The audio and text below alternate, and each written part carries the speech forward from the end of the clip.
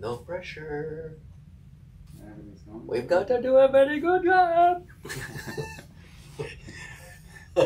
I'm fine. It sounds like you're a little bit concerned about the pressure.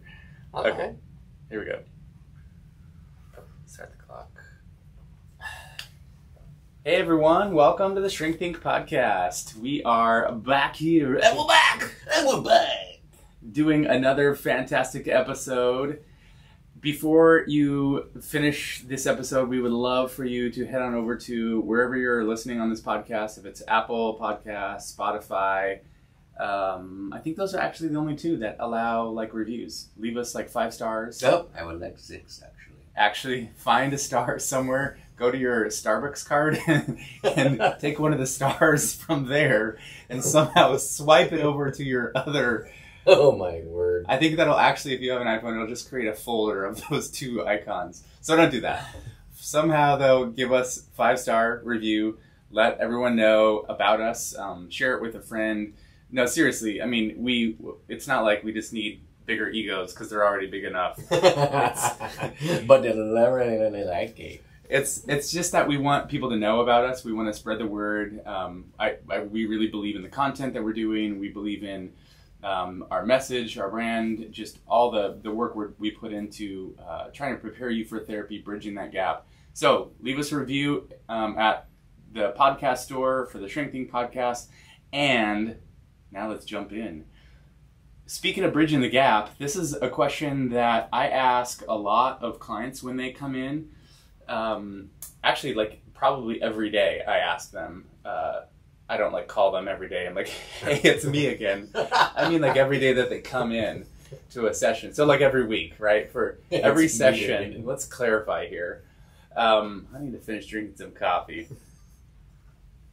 So every session I'm asking people, when they come in, they might be talking about a story or like, oh, a lot has happened this week or whatever. And I'll ask the question, what do you need? And I think people are mostly used to it by now, but I've had a few new people in recently. And I remember one guy was like, oh, that's a really good question. Like, what do I need? And so it was after some thinking, like, I don't really know. So I gave some examples, and we're going to talk about those today. Some examples of what could be helpful to think about for therapy, whether you're a therapist and you're wanting to know from your clients, like, what do you need from the session today so I can best help you or give you what you need to continue working on your treatment goals or help you put out this fire or work through this difficult thing that's going on.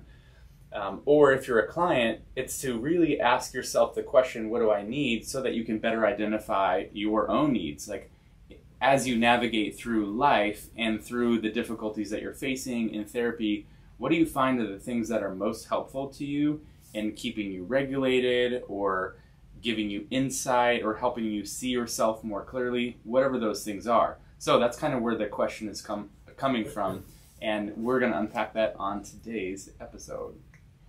Oh my goodness. And also, I would, on the surface, this seems really simple, right? Like, it does. You know, you might have looked at the episode and you saw, what did you need or whatever. I'm not sure we're going to title it. You're like, no, I don't know what I need. Click. You know? I know one thing you need to listen to this episode. But what I'm going to encourage you to do is, as we're talking, kind of actually mull over that. Because on the one hand, I would say most people actually, we don't think like that. We just don't. I mean, on the surface, it's just a few words, and it makes total sense, and you understand all of those words very well. Put them together, and you probably mostly don't answer that question, and you probably don't even know what you need, because we don't think in those terms. We kind of operate very subconsciously in that whole arena.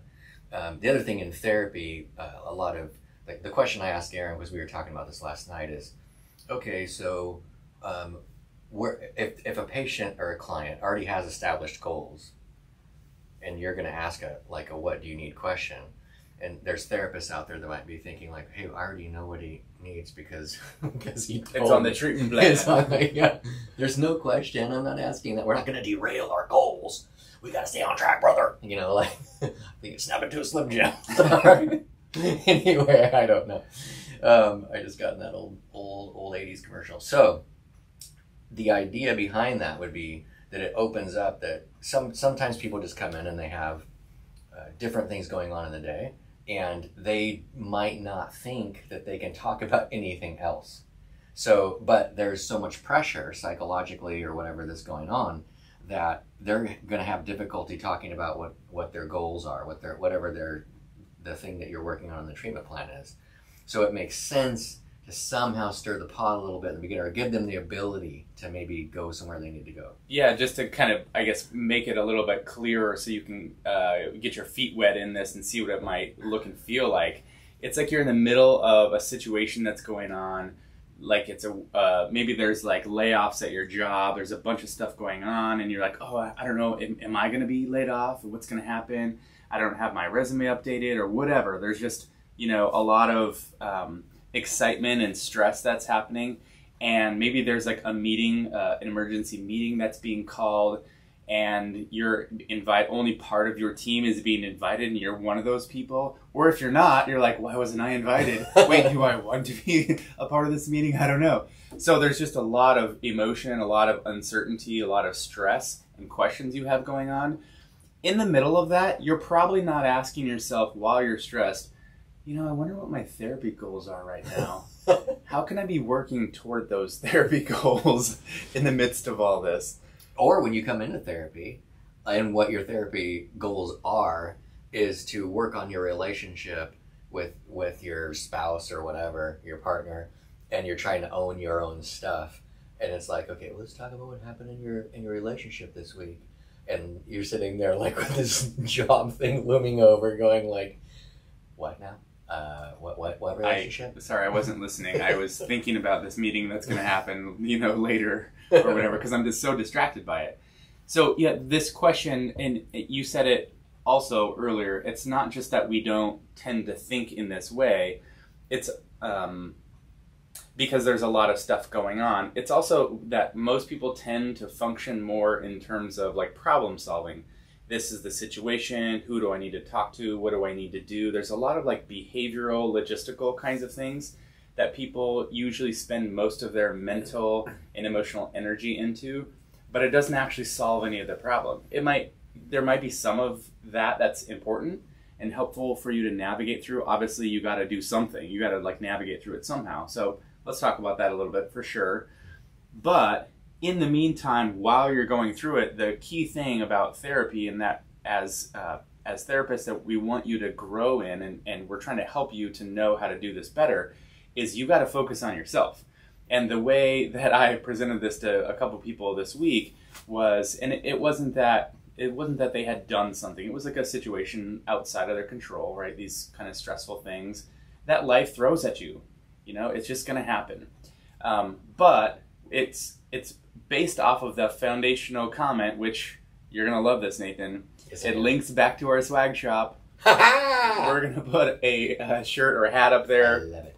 Because we need this. It's this phrase that we like to say often, that you are the biggest problem in your life. You. It's not me, it's you. If it's your life, you're the problem, right? Other things may happen. Other people are certainly contributing to it. And you can stack those up and be like, yeah, those are big things. But then you put you in there, it's like you're a way bigger contributor. And it's the same thing that's true for my life. I'm the biggest problem in my own life. So if that's the case, then we need to be looking at ourselves, of like how we're thinking, how we're feeling, how we're navigating ourselves internally through situations like this. So the what do you need question is meant to direct our attention not outward, but inward. Right. And so starting off that whole session so now you're not the therapist, you're the client, right? And you go in and you can actually prompt the other side of the coin, and you can say like, I think I need to talk about what I need today. Like, I don't know that it's going to be the same as it always is, like type of a thing. When you're starting to understand a little bit of self-reflection, you pull yourself kind of out of the whatever context that you're in and kind of reflect on it. And that's what I'm coming at. Like, so this is what happens in therapy a lot. I hear people they're driving to therapy and they'll be like, I was trying to think of what I was going to talk about today. I'm trying to think about, like what was the main thing, And so I'm talking about in that time, rather than thinking about what you want to talk about, try to wrap your head around, what do you need? And I would advise you to go with your gut, whatever comes up. People hate that. Like I had clients go, I don't like it when you say that, like, because it feels like you're making things up. It feels like whatever comes to mind is not actually real, and you don't necessarily know the link or whatever. But I would encourage you to actually go with that. So even if you don't really know why you're thinking that way. Yeah, because here's the deal. Whatever you're going to talk about, it's not really the most important thing. Like, that's the context, but how you're interpreting it or how you're thinking about it, how you're reacting or responding to it, the way it impacts you internally, how you feel about it, that's where the real gold mine is. And so you could be talking about really almost anything, right? It's whatever it is you're going to talk about, you'll find something that's relevant or something that's important to talk about. But the most important thing then is to ask yourself and to be investigating, okay, what's my thought process on this? Or why did I react that way, internally or externally? Why did I say or do whatever the thing is I said and did in that situation? That's really what we want to be examining in therapy. So this question, what do you need? I'm going to put a couple of different options out there so you have some ideas, because inevitably, if you're listening, you might be like many of my clients, they're like, what do I need? Yeah. Tell me what I need. I don't know. What are some, like what do I need? What do I need from this? I need it to go away. I need it to stop. I need more money. I need you to fix it. Yeah, exactly.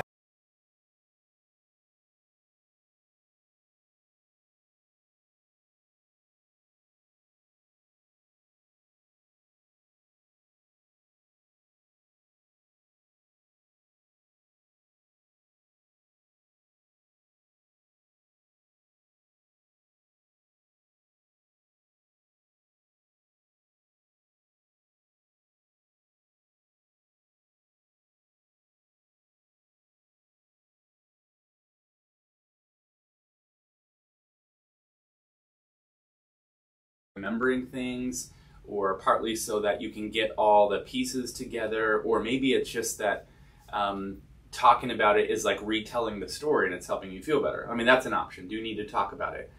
Kind of along those lines is like, from the therapist's point of view, is do you just need to be heard? Do you need to be validated? Do you need some of your feelings to be seen and heard? Like, there are some people out there that as they talk about what's going on, they don't really have anybody in their life that necessarily reflects back to them what they're going through. Maybe everybody else in their life is like, oh, that sucks, or like, did you try this? Did you do this? Well, is this because you did this other thing? And like, that's not really helpful. You don't need those things. Maybe you just need some emotional validation.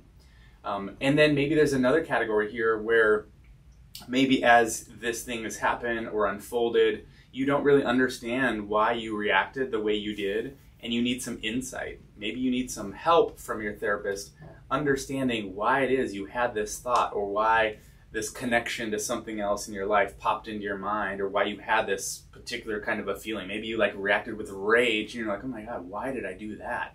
What's that all about? So you need some help exploring what that is. So those are kind of my main three. There might be some others or variations of that. Nathan, what do you think? Yeah, I think one of the questions that I ask when people come in is, I'll say like, well, it's more of a statement. I'll say, all right, take me to your leader. You know, like you're like, I'm here. Yeah. Yeah. That's why I came here today. Yeah.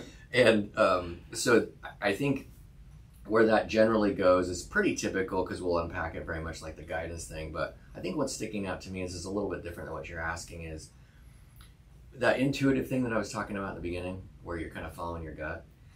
Something happened this week where one of my folks was like, well, because on the outside we did this exercise and it was going the way it needed to go, and it went exactly how it was supposed to go.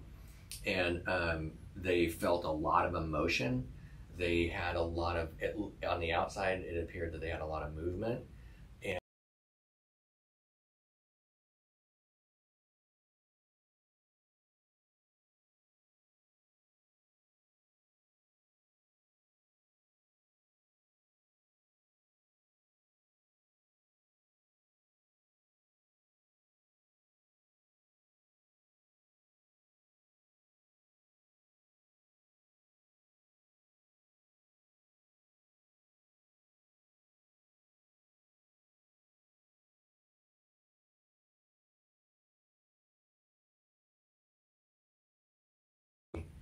matter as much that the therapist understands it. It matters that you understand it. So if you're not sure what you need and you're thinking, oh, I can't, like Aaron's got some good ideas, and you might kind of like them. In other words, you might resonate with one of those, but you don't know why. And I would say that's great. If you resonate with one, go with it even though you don't know why, and make that the reason that you're trying to talk about make that the goal or the focus of at least the beginning part of the session, because there will be something there. Things tie together. It's like, if you think about it, what we do as people is as we think and we go through life, we automatically rule a bunch of things out in the connections of our mind and then make a statement. So when you're working off your intuition, it's like the in-between space. It'd be like if I told you, hey, I just dropped my daughter off in Arkansas for college. Yep, I did that. Okay. Well, now I was in Oregon. Well, there's a lot of towns between here and Arkansas. And if I actually stop to think about that stuff, there's experiences that happen throughout that entire journey. It's almost like you can say in every state between here and Arkansas, there was a different experience you had. So if there were like 10 states that you went through, overall there and back, you had 10 different mini micro experiences that have impacted you. Right. So that idea of like, how'd you feel when you went to Arkansas? Like, oh, it was fine. Like, okay. Meanwhile, there's like this flash in your head of like, all these things, and you're like, fine. Because like, how do you categorize all that? How do you capture all of that? Right. And if I go off my intuition and I say like, I don't know why, but I don't feel X, Y, I feel this way, and all I'm thinking about is like a desert, and you get into it and realize like, well, you're talking about this in-between zone in between those two places that you don't know why it matters. And then as you start to think about that segment of road, all of a sudden, like, it matters because like, so like you almost hit a deer or like whatever. And this is why I think it's so important. One of those options was, do you need to talk about it? Do you need to like tell the story of, driving to Arkansas? Do you need to kind of recount what happened so that you can recapture or remember? Because maybe in the moment you were like doing what you needed to do. I don't want to say necessarily you were surviving it, right? Like it was a life-threatening situation, right. But you were doing the things that needed to be done, making decisions, but you weren't necessarily paying attention to how it impacted you because maybe that wasn't the time or the place or whatever. But now that it's over, you need to tell the story and you need to just talk about what happened and identify like, oh, this happened. Oh yeah, I forgot about this. Oh wow. That's why this trip was so exhausting, or that's why this thing, I slept for 2 days afterwards or whatever. It's because all these things happened. So maybe part of that is like you need to talk about it and just, tell the story, and not necessarily, if you're the therapist, what this means then is you need to not interrupt so much or not stop and unpack things. You kind of need to give more space for the client to just talk and share. Maybe you ask a few clarifying questions. And this kind of rolls into that other one of like, maybe you need to identify how you felt about each one of those. So when this happened, like, oh, what was that like for you? And by the way, notice that I'm not saying, how do you feel about that? That's kind of like the cheesy therapist phrase that, by the way, you can get away with asking that question in so many other ways besides how do you feel about that? And I think that's a better question anyway, to say something like, what was that like for you? Or, oh, wow, how did you experience that? Or, whoa, that's a big thing. How did that impact you? And that's looking at your internal emotional world. Or what did you think about that when that happened? It's trying to ask about your thoughts. So this is kind of where you and the therapist might be not just unpacking what happened,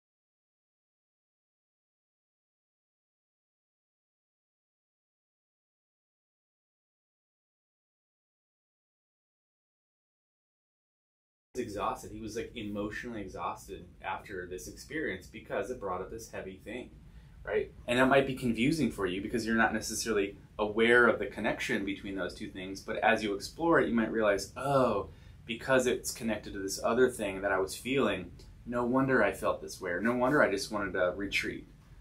Right. So as we head for home here, the biggest deal for you going into therapy, honestly, well, maybe not the biggest, but depending on what your goals are, but it's going to be pretty much true across the board, is to understand yourself, to feel like inside of you is organized. It's kind of like all tidy, and you are predictable to yourself. And so, let me just say, the reason why this is so challenging is because things are always happening, and you're always having new thoughts and new feelings about it that you might seem like, oh, I get it, I already know myself. But when new things happen to you, you don't necessarily know what you're thinking and feeling, so you now need to like reorganize. It's like people come into your house and they like mess it up, and you're like, okay, I got to reorganize again this week, another session in therapy. Right. Well, I'm tempted to go somewhere with that, but we're too close to home, Aaron. We are.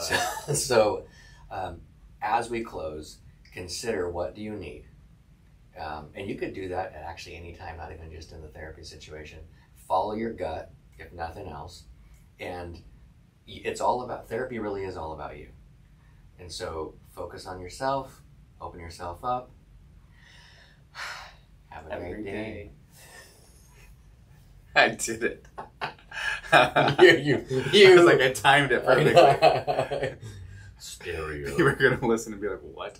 Dude, the cameras went down again. What? Several times. Really? Yeah, two times at least. Oh, I didn't even look. I wasn't sure if it was if it stopped recording on YouTube. Dang. I don't know if it did or not. Oh, like this. Yeah, it is. Wild.